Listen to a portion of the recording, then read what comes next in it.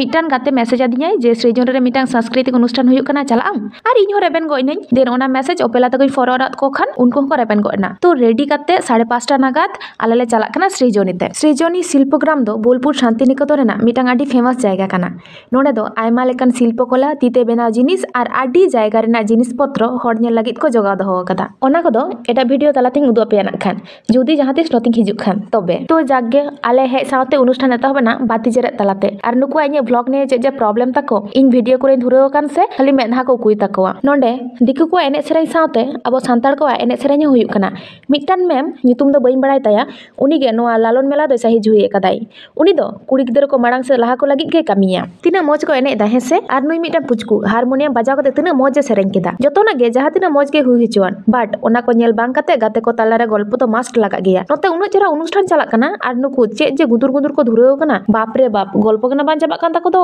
तो जागे मिद घड़ी शांति मनते अनुष्ठान नेल कते घड़ी ले नेल के 8टा बजा कना तीरे जे 3.5 घंटा ले कटाव केदा बुझो गे बांग तो नितो दो रुवार रेना पाला बांग खान हा हॉस्टल बाको बोलो हचो आलेया तो सिरजोनी खन उडुक कते जतो हर हल्का करे चा न्यू कते आपन आपिन नाले इन हुन हेना आलेया हॉस्टल और ओपेला तको को चलावना आको हॉस्टल और नितो तो चला हुआ दाका जम तो ठीक है तबे तेहना वीडियो दो नडेगी मुचादा नापाम हुआ और मेटा ना वीडियो ते जतो हर गे जोहार और टाटा।